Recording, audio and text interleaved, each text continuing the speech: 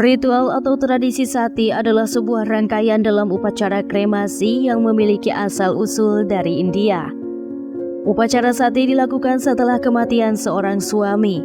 Dalam tradisi ini, beberapa istri suami yang telah meninggal kemudian memilih untuk berpartisipasi dengan cara memasuki api kremasi suami mereka. Ritual sati diperkenalkan ke Indonesia bersamaan dengan masuknya pengaruh agama Hindu dari India pada abad keempat. Namun, seiring dengan pengaruh kolonialisme Eropa di berbagai wilayah Asia, termasuk India dan Indonesia, ritual sati secara resmi dihapuskan. Asal-usul sati. Tanggal pasti dimulainya ritual sati tidak diketahui dengan pasti, tetapi beberapa catatan mengindikasikan bahwa praktik ini menjadi populer selama masa kerajaan Gupta di India Utara. Bukti-bukti seperti cerita dalam Mahabharata dan Prasasti Batu juga menggambarkan praktik sati pada era tersebut. Pada umumnya, tradisi sati dilakukan oleh anggota kerajaan dan orang-orang dari kasta Brahmana pada masa tersebut. Praktik sati yang dilakukan secara massal disebut jauhar. Jauhar biasanya dilakukan oleh kelompok Rajput atau keluarga dari kasta kesatria dalam situasi di mana prajurit mereka kalah dalam peperangan. Mereka memilih untuk membakar diri sendiri sebagai bentuk penghormatan dan untuk menghindari ditawan oleh musuh sebagai cara untuk menghindari rasa malu dan hilangnya martabat. Namun penting untuk dicatat bahwa praktik sati dan jauhar telah mengundang banyak kontroversi dan kritik terkait dengan hak asasi manusia dan kesetaraan gender. Praktik ini pada akhirnya dilarang dan diberantas di banyak wilayah karena dianggap melanggar hak-hak perempuan dan tidak sesuai dengan norma-norma etika modern. Ritual sati di Indonesia. Ritual sati juga berkembang di wilayah Indonesia seiring dengan penyebaran agama Hindu. Namun tidak ada catatan pasti mengenai awal mula praktik sati di kerajaan-kerajaan Hindu di Indonesia. Seorang penjelajah asal Portugis mencatat bahwa sati merupakan tradisi umum yang dipraktikkan di lingkungan kerajaan-kerajaan Hindu di Jawa Timur dan Bali. Selain itu, ia juga mencatat bahwa dalam beberapa kasus di Bali, bangsawan yang meninggal dunia juga mengorbankan para budaknya dalam ritual sati. Penting untuk dicatat bahwa catatan sejarah seperti yang disampaikan oleh Faiz hanya sebagian dari konteks sejarah yang kompleks. Terkadang catatan dari penjelajah atau sejarawan asing mungkin memiliki sudut pandang tertentu yang dapat mempengaruhi interpretasi mereka tentang praktik-praktik lokal. Sementara catatan sejarah ini memberikan pandangan penting tentang praktik sati di wilayah Indonesia. Penting juga untuk memahami praktik ini dalam kerangka budaya dan konteks histori yang luas. Cornelis de Houtman juga mencatat pengalamannya ketika ia mendarat di Bali pada tahun 1597. Ia mendengar cerita tentang 50 istri bangsawan Bali yang diyakini telah dibakar hidup-hidup bersamaan dengan jasad suaminya. Selain itu, ada catatan yang menyebutkan bahwa ritual sati mungkin juga memiliki unsur-unsur sosial atau politik. Beberapa catatan menyiratkan bahwa ritual sati bisa saja menjadi cara yang direkayasa oleh penguasa atau raja untuk mencegah istri-istri yang berselingkuh meracuni suami mereka. Ini bisa dianggap sebagai bentuk kontrol sosial terhadap permasalahan dalam masyarakat pada waktu itu.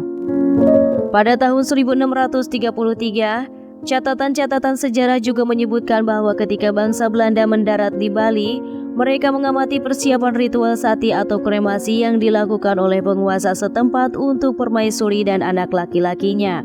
Hal ini menunjukkan bahwa praktik sati masih berlangsung pada waktu itu.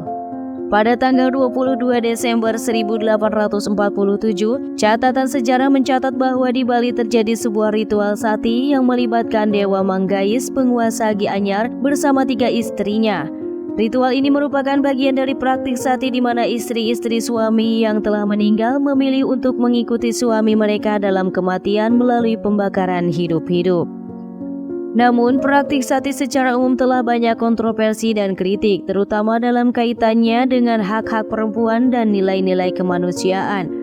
Banyak negara dan masyarakat akhirnya melarang praktik sati karena dianggap tidak sesuai dengan norma-norma etika dan hak asasi manusia.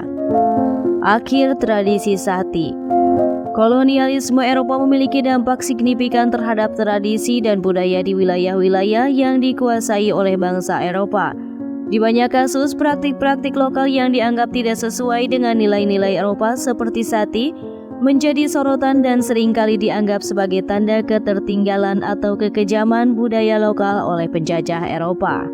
Penjajahan Inggris atas India membawa kampanye untuk menghentikan praktik sati. Kampanye penghentian ritual sati mulai mendapatkan dukungan, terutama dari misionaris Eropa yang berusaha untuk memperkenalkan nilai-nilai Kristen dan norma-norma Eropa kepada masyarakat setempat.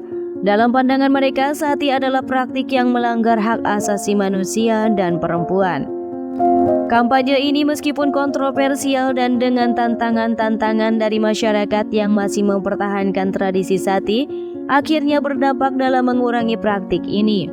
Undang-undang penghentian sati diberlakukan oleh pemerintahan kolonial Inggris di India dan juga di wilayah lain yang bertujuan untuk menghapus praktik ini secara hukum.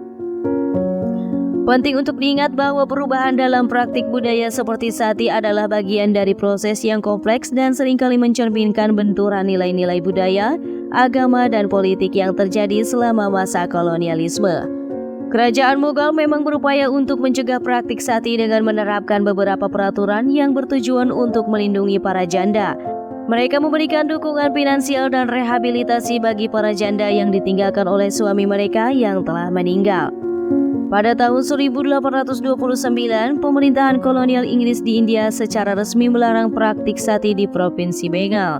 Ini adalah langkah awal dalam upaya penghapusan praktik ini di seluruh India. Setelah 30 tahun, praktik sati dilarang secara nasional. Di Indonesia, pemerintah kolonial Belanda juga melangkah untuk melarang praktik sati. Hal ini terjadi pada awal abad ke-20 dan kebijakan ini sejalan dengan pendekatan politik etis yang diadopsi oleh pemerintah Belanda pada tahun 1901. Kebijakan politik etis bertujuan untuk meningkatkan kesejahteraan dan kondisi sosial masyarakat koloni, termasuk di dalamnya adalah melarang praktik-praktik yang dianggap melanggar hak asasi manusia. Ketika kita melihat perkembangan ini, terlihat bagaimana berbagai faktor termasuk pengaruh budaya, agama, politik, dan nilai-nilai kemanusiaan memainkan peran penting dalam penghapusan praktik sati di berbagai wilayah.